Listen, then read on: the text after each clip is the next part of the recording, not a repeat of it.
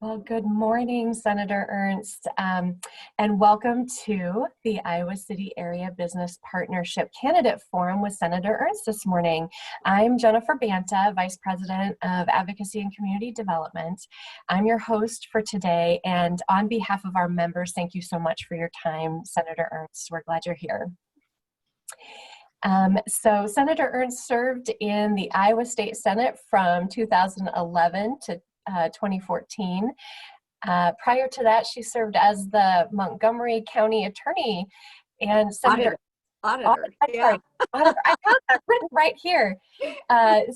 Senator Ernst served in the Iowa Army National Guard, retiring as Lieutenant Colonel in 2015. Thank you for your service. She is the first woman to represent Iowa in Congress, and Senator Ernst is the incumbent Republican nominee for the U.S. Senate.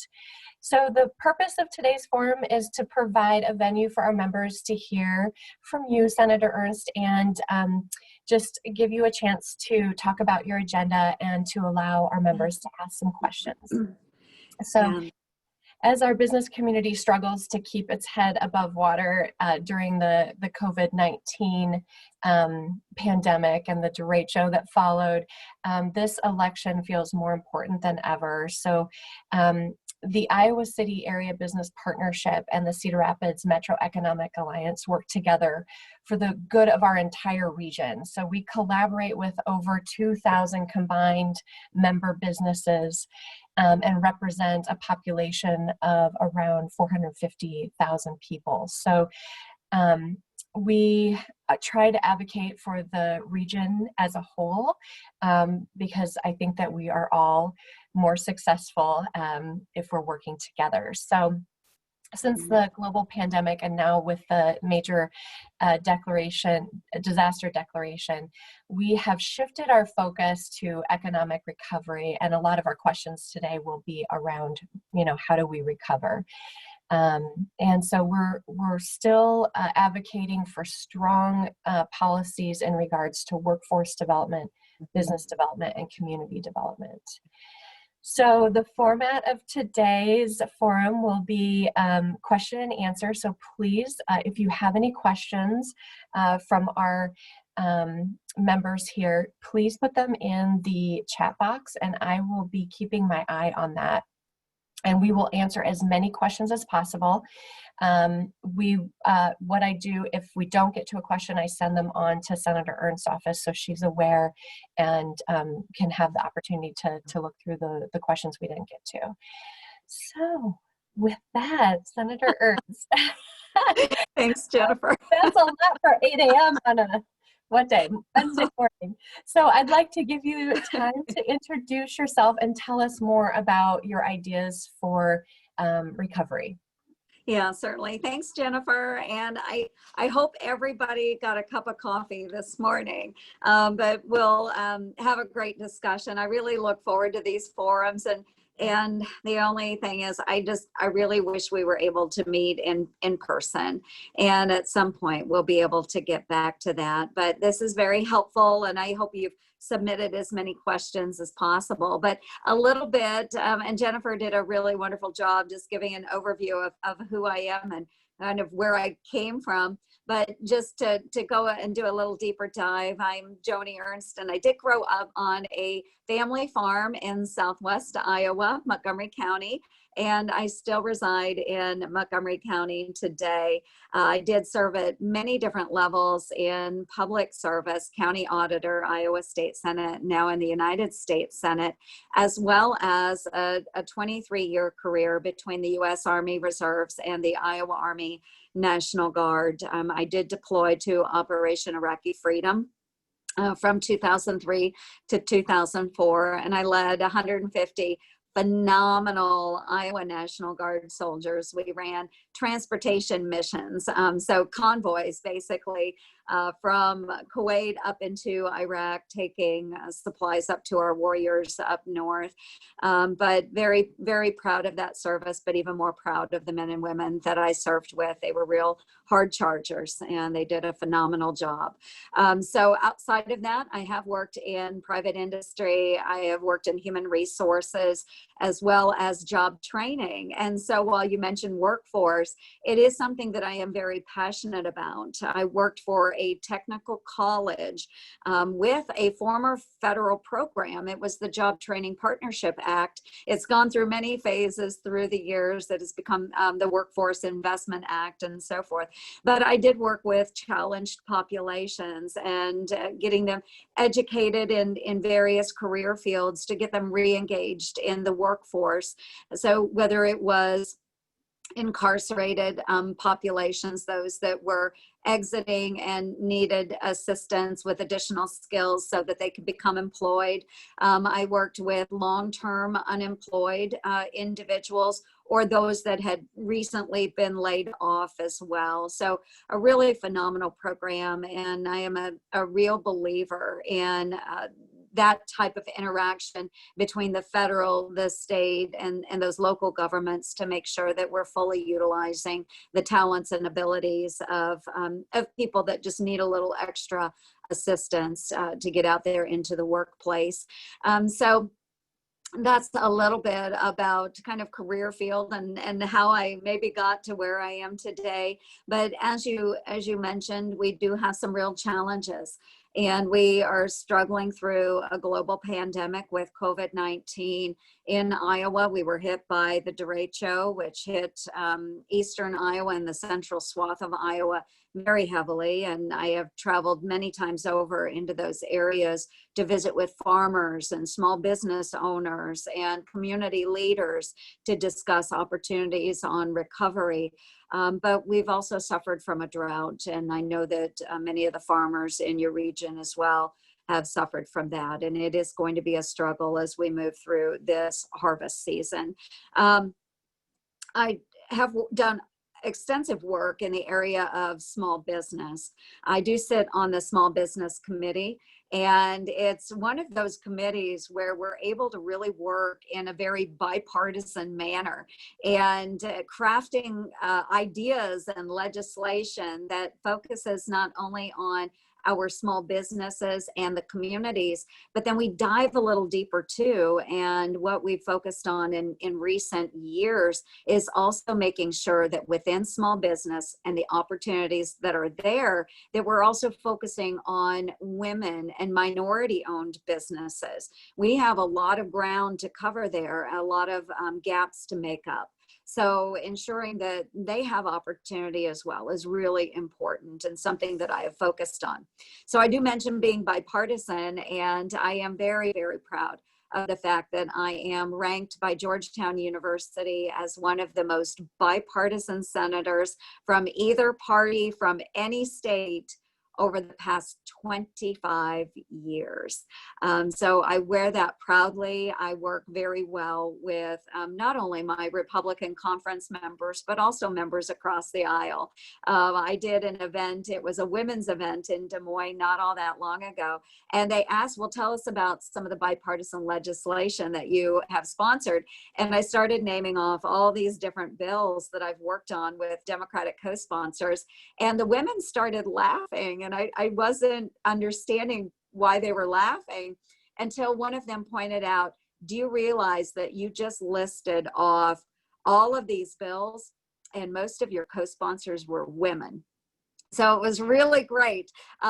We do have a wonderful group of women, both Democrats and Republicans in the Senate. We do collaborate a lot together. So many issues are important to us, things like childcare, which is an effort that I have been heavily involved in even prior to the pandemic.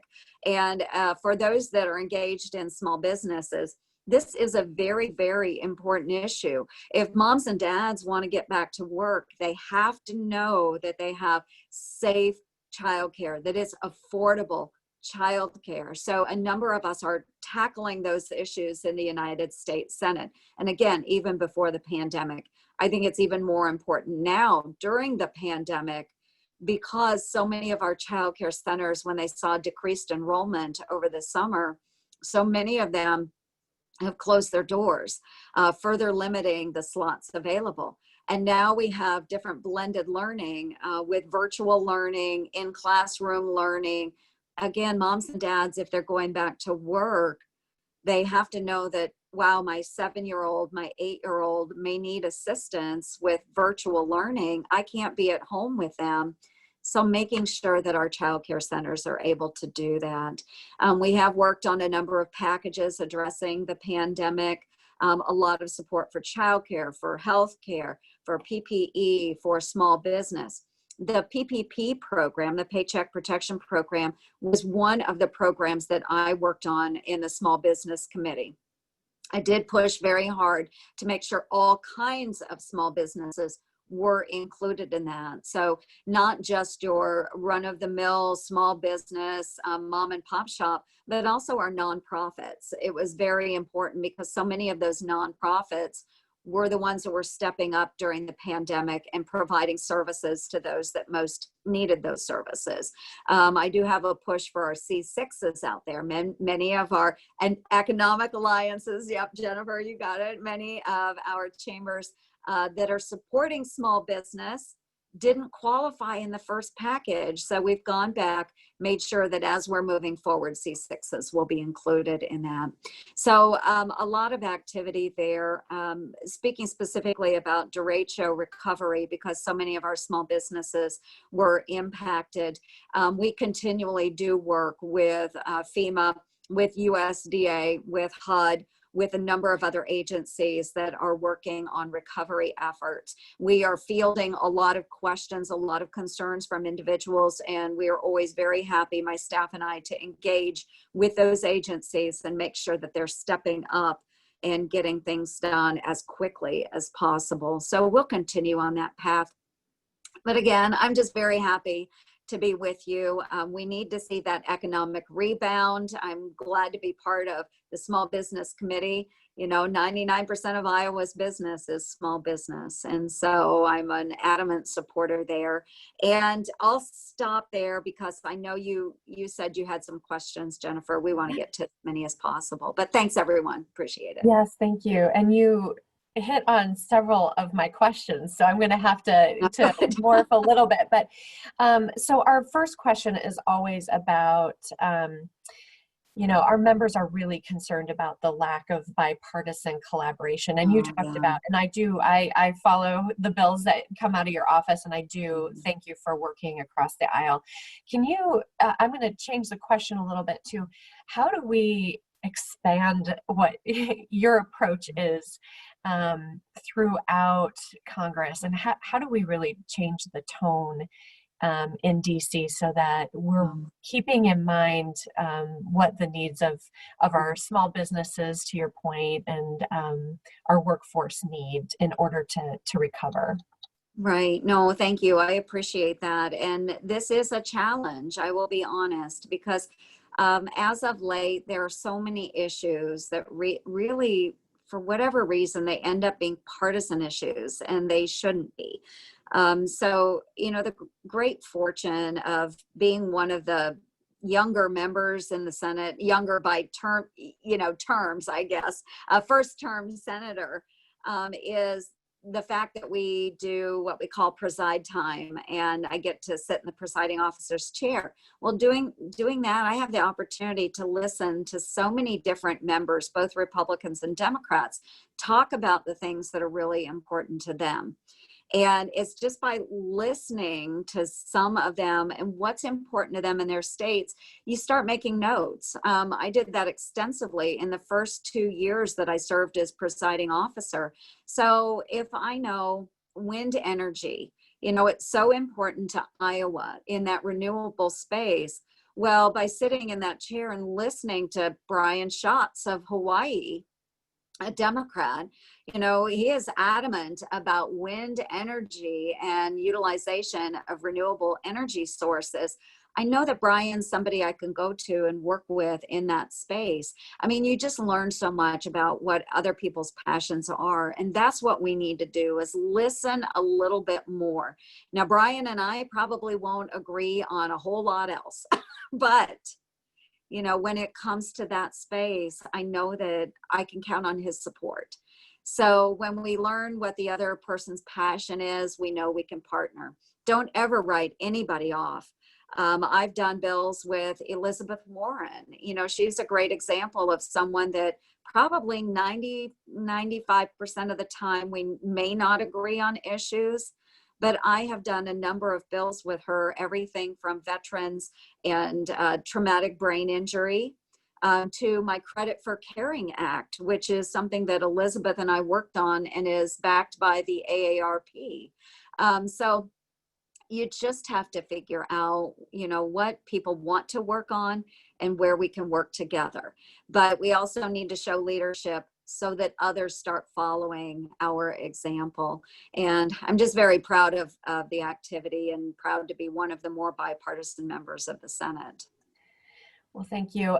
Our next question is about workforce. So in the wake of COVID-19 pandemic, unemployment rates, as you know, are at an all-time high.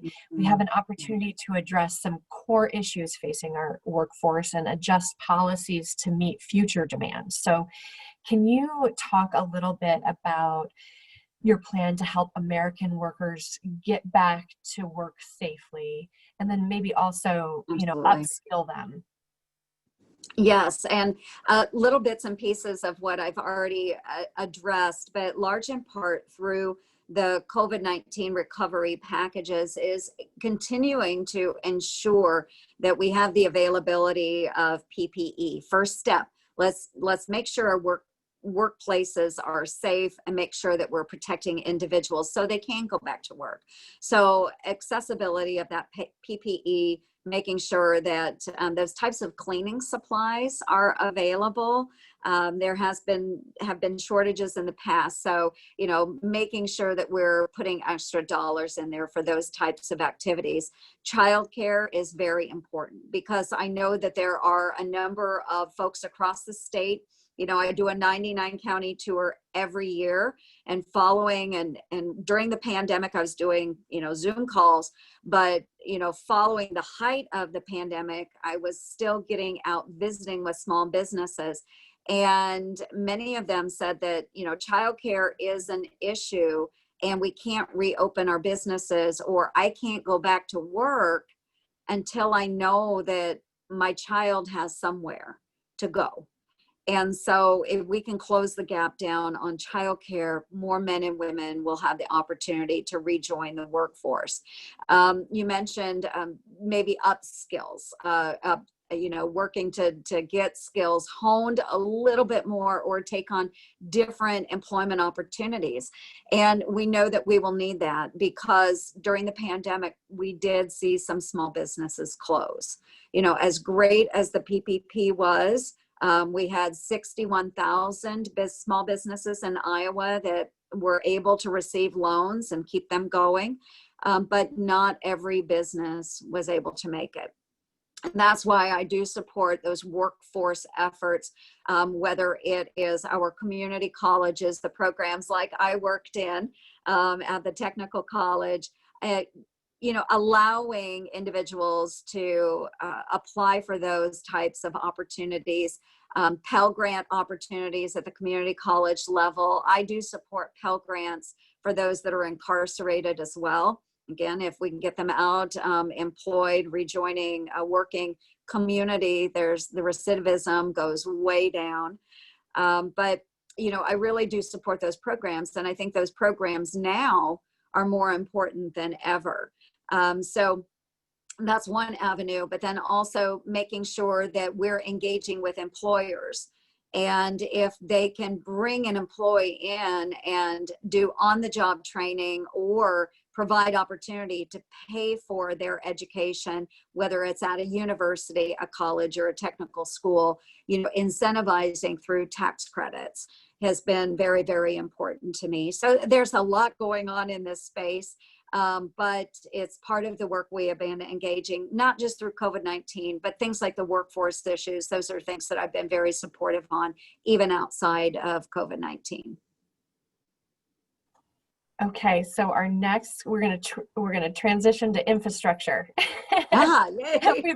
Yeah, so we're all over the place. So Yeah. my next question is about kind of utilizing infrastructure as a key part of, you know, rebuilding our economy and getting people back to work. So can you talk a little bit about um, funding for transportation infrastructure, and then also broadband? I also want to, you know, Yes. we have really been struggling with getting school age kids online and college students online, um, because sometimes broadband infrastructure has not been run to low income Yeah. and rural areas. So Yeah. can you talk a little bit about, you know, transportation infrastructure, broadband infrastructure, and you know, really funding those two areas? I would love to, Jennifer. Thank you. When I was a young mom in Montgomery County, I was actually working two part-time jobs. And one was as the zoning administrator working out of the county secondary roads office. And that was before I became the county auditor.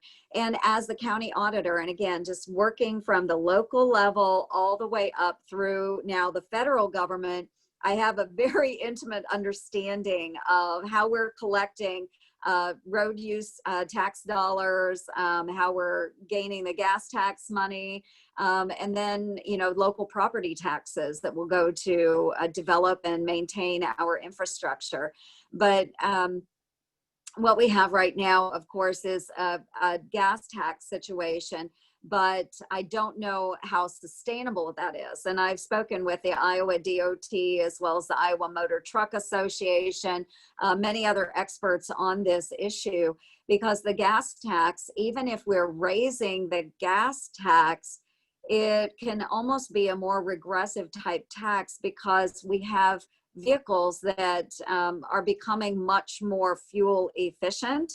And so really those that are paying the brunt of that, the gas tax, will be those oftentimes more lower income folks that are driving older models and makes of cars that aren't as fuel efficient. And now if you pay attention to what the Democrats are moving towards, especially if you look at Governor Newsom's announcement or pronouncement the other day in California, within 15 years, the internal combustion engine, you cannot purchase a new vehicle. It must be electric. So if we're moving in that direction, which some of the states tend to be moving in that direction, and there goes ethanol too. If we move to electric vehicles, the gas tax is not the way to move forward. So do we move to some sort of combination between a gas tax and then a road usage tax or a mileage tax? And that's what I have tasked these different groups with doing various studies on, to find out a sustainable way of moving forward. So we really do have to know that whatever we're moving on today will last, you know, the next decade, the next 2 decades, and we can build upon it. So I think that that's really important. Now that's the funding mechanisms, but going back to the actual infrastructure bill, again, you know, I will remind everybody on the call today that we did move an infrastructure package out of our Senate Environment and Public Works Committee. I'm also a member of that committee, a very important committee for Iowa. And it came out of committee last fall, 21-0. Most remarkable package. It is a plussed up highway reauthorization bill, which means there is additional monies in there for the states and the local jurisdictions, $287 billion across the United States. And that goes a long way to repairing not only roads and bridges, but a provision that I had within the bill, something that's important for our farmers and those in the ag industry. It also allowed governors to utilize those road use dollars for the upgrade and modernization of our locks and dams on the Mississippi River. And this is a provision that Senator Tammy Duckworth of Illinois and I worked on together. She has been a great partner on so many of those issues along the Mississippi River. So that has passed out of committee.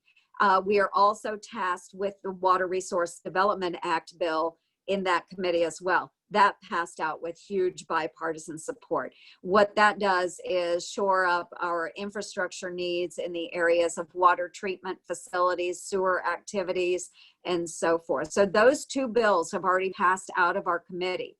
What we would like to see is addressing then the other issue you brought up, Jennifer, and that is broadband. Broadband goes through the Commerce Committee, but what we are hoping is that we can take a broadband bill out of the Commerce Committee and marry it up with the other two infrastructure packages we have, thus creating this kind of super bill, a mega bill on infrastructure that's hugely bipartisan supported, and pass it out of the Senate. So I don't expect that to happen before the election, but I am hoping that we can act on it at some point after the election. It always comes down to spending and where are those dollars coming from.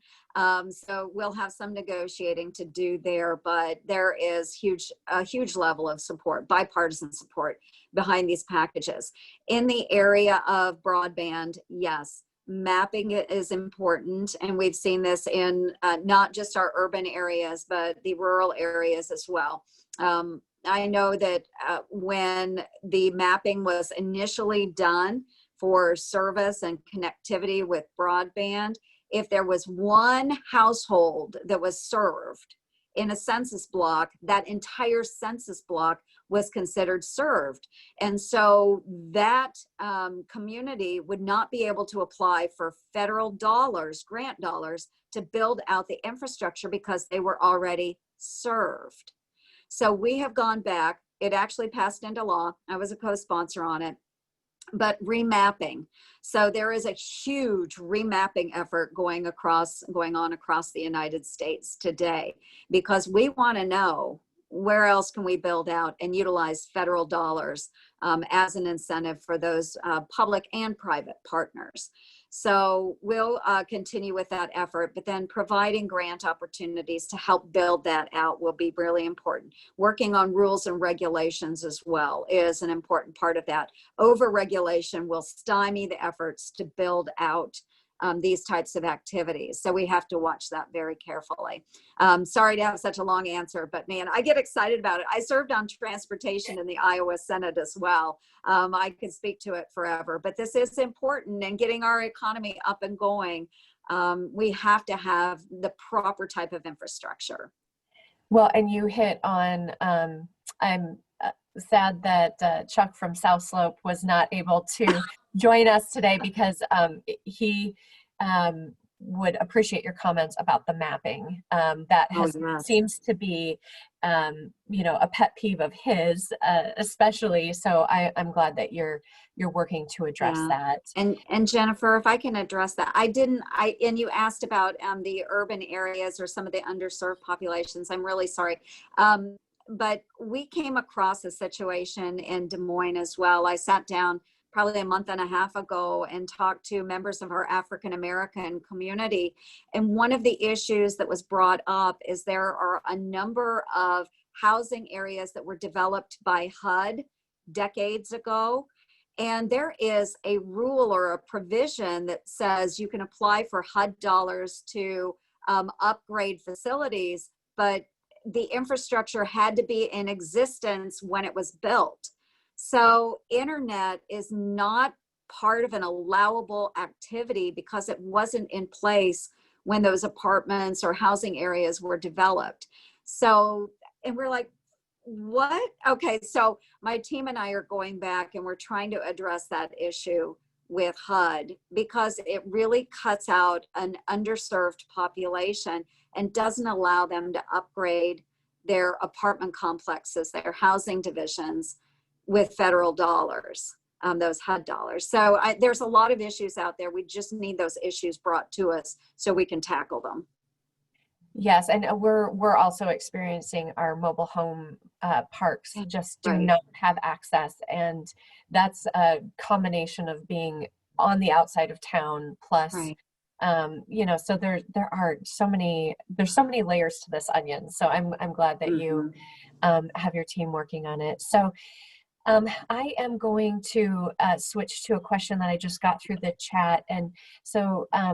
It reads, as you are on the Environment Committee, can you discuss the federal position on emissions such as ETO?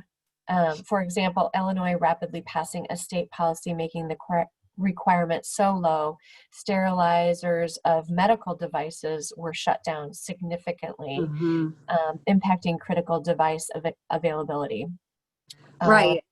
Yeah, so yes. Okay. Yes, and this is a very tricky issue because while we are trying to strive and move forward on various standards, we have to understand too that we can't shut the economy down or certain businesses. So there does have to be a balance there. Of course, I just mentioned with Governor Newsom moving forward on the electric vehicle mandate, which will probably be challenged at some point or another through the court system, but that would eliminate an entire industry. If the entire country should move in that direction, it would eliminate our ethanol industry, which we feel is important. We feel it's a great renewable source of energy, but there are others that have different opinions on that. So this is a struggle at the federal level right now. While we want to do the right thing for the environment, I think there are ways of doing that without being overburdensome on our economy, our small businesses, and our manufacturers. So while there aren't great strides right now at the federal government level on emissions standards, it is something that we do need to consider. But what we're not willing to do is shut down our economy to really favor, I would say, let me say, just we want a clean environment, but we don't want to shut down the economy. Okay. So we have to find a balance there. We do have to find a balance and do the right thing for the environment, but we need to do the right thing for our industries as well. Absolutely. So I'm going to switch directions a little bit here. I have a question here that is, what is your perspective on the role of the federal government should play in mandating or advocating for business shutdowns, controlled reopening of businesses, particularly hospitality-based businesses as we move through the COVID crisis? And I'll just add one other little piece, another question, because I'm going to combine two. How do we prepare for the next pandemic? What are we learning now that we can kind of, after this is all over, we can start putting together a strategy or a plan for the next time it happens, so it's not quite the economic impact that it's had this time? No, this is a huge concern and one that we've been living every single day, for the past number of months. And it has been so hard, not only on those individuals and families that have been impacted directly by COVID-19, but man, our business and industry suffering significantly. So the federal government, of course, has a role in protecting its citizens and providing for those recovery efforts. I do believe that. But our states and communities are also very, very different. So you might look at a state like Wyoming and Senator John Barrasso, he's like, we've been socially distancing for centuries now, in Wyoming.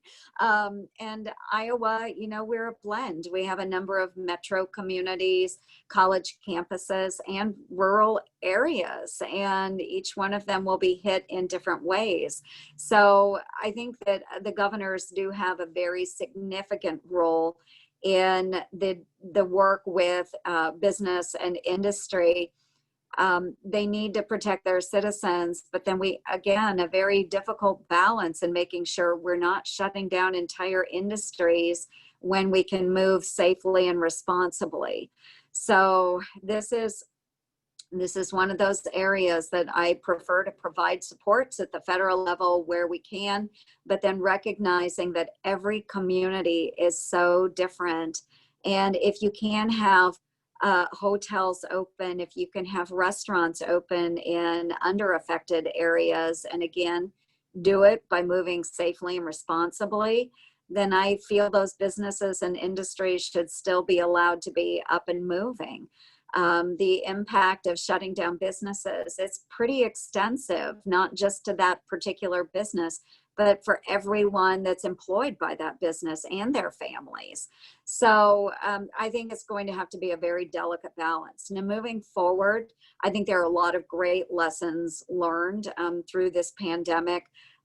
One is certainly moving as quickly as possible to stop travel. And we did see this, and I was fielding casework from so many people that were outside of the United States in affected areas trying to get back into the country. So we work those cases on, one at a time or case by case basis. But, again, making sure that we're taking these lessons learned, compiling them at the federal level, but then working through FEMA, through Homeland Security, working through our state emergency management divisions, all the way down to our county coordinators. All of that, understanding what can we do and what is our role in responding to a global pandemic. So I did the second part-time job that I was working at the county level was as an emergency management coordinator. And way back in the day when I was doing that, very focused on more of the issues like swine flu, avian influenza, but then certainly hoof and mouth disease, that would affect our livestock.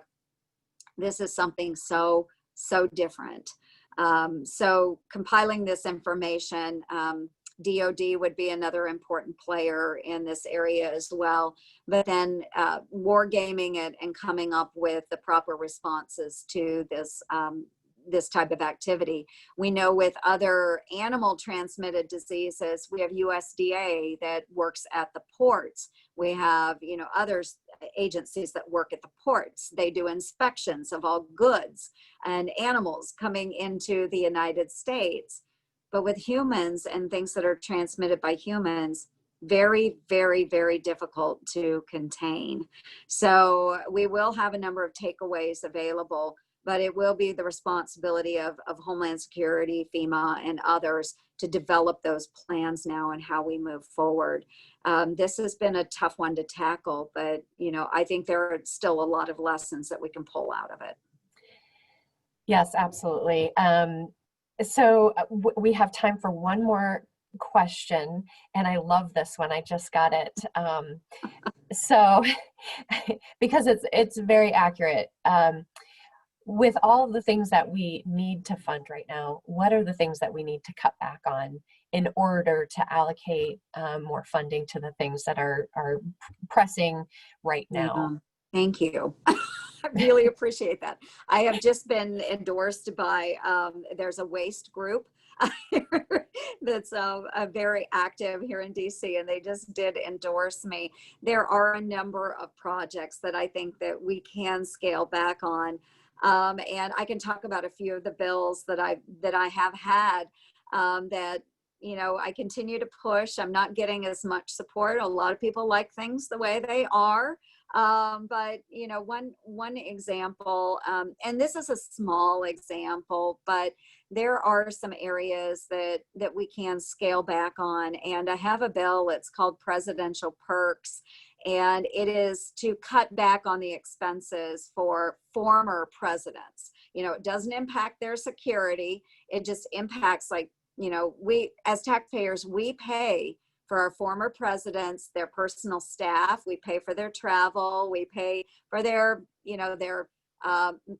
postage, their phone bills, their office expenses, their leases, you name it. We pay for that. And most of our former presidents are quite wealthy, and they have, Netflix deals or speaking engagements where they're paid millions of dollars. And yet, Nancy, who's working at a a fast food restaurant is paying, taxes to support that behavior. And I had a bill that would scale back on what we are providing to former presidents. It passed unanimously through the House and the Senate, and it was vetoed by President Obama. So we have an opportunity to go back and redo this. Senator Maggie Hassan of New Hampshire, a Democrat, is a co-sponsor with me. So we've reintroduced the bill. I'd love to see it pass.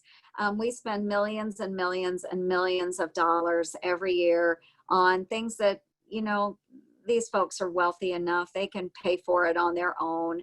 And that's just a small example. I have many other examples of areas where we can cut back, but we just have to have bipartisan support to get it across the floor and get it onto the president's desk.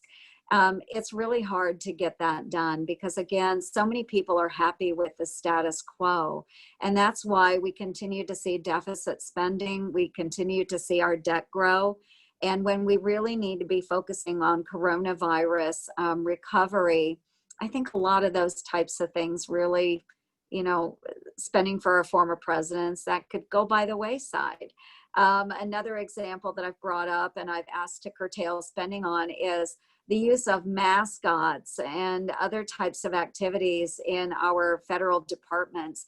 We have mascots out there like the Green Reaper that is out there at the Department of Energy. They spent $250,000 on a mascot's uniform.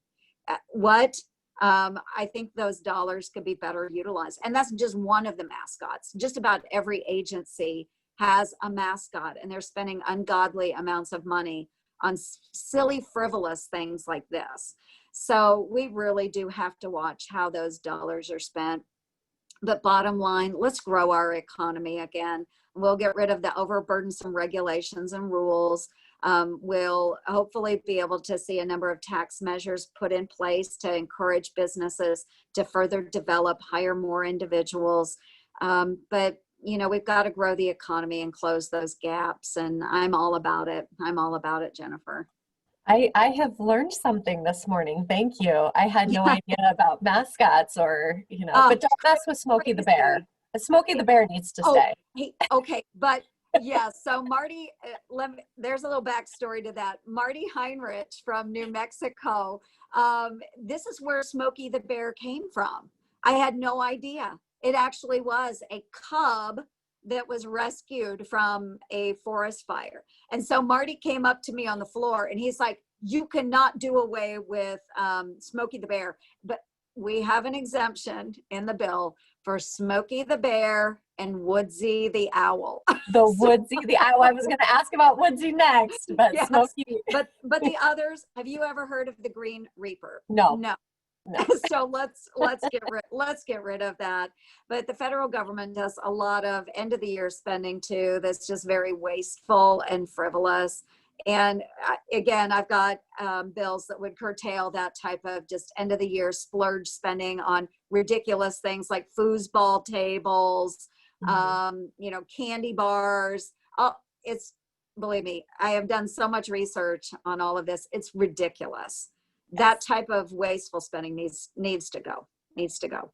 Good. So thank you so much. We really appreciate your thoughtful answers to these questions. I wanted to just leave you with a few minutes to kind of wrap up, give us your final thoughts, and tell us why we should vote for you. Yeah, thank you so much, Jennifer. And truly, it is an honor and it is a privilege to serve my great state of Iowa. And I'm an Iowan through and through. And so, when I think about Iowa, I mentioned the other night that Iowa is not just a place to me, it's who I am. My family still lives in Southwest Iowa. I'm engaged with my community. I have been driven for public service, and I do it not for greater benefit, but because I truly believe in my community, I believe in my state, and I believe in my nation. So much so that as a young woman, I decided I was willing to lay down my life for the values and freedoms that our country has given to us. And I am very, very proud that I've been able to serve in so many different capacities. Understanding the needs and challenges of Iowa is important to me. And that's why I've done a 99 county tour, just as Chuck Grassley has done for 40 years. I've completed my 6th annual county tour as a senator. And it's important to listen to Iowans, no matter if they're from, whether it's Johnson County, highly populated, or from Adams County, who has under 4,000 residents. Every Iowan should have a voice. And I fully believe in that. And I'm a fighter. I will always continue fighting for our farmers, for our small businesses, for our working families and single moms, for our veterans, and for survivors of sexual abuse and domestic violence, because I've been there myself. So I am asking for everyone's support and vote. I hope that I can achieve your vote on the November 3rd election and continue to serve proudly in the United States Senate and providing a voice on a national scale for the people of Iowa. So thank you all so much. It's been such a great experience to be with you this morning and to share some thoughts with you. Well, thank you. Thank you so much for joining us today. Yes, hopefully sometime soon we'll be able to meet in person. Yeah. But in the meantime, this recording will be posted on our website. We'll be sharing it out. I just want to remind all of you that starting October 5th, we can start voting. So please make sure that you're registered to vote, and there will be information on our website on how to check to make sure that you're registered and to request an absentee ballot if that is the method that you choose to vote by. So thank you so much. Stay healthy, everyone, and we'll see you soon. Bye. Thank you so much, everyone. Have a good day.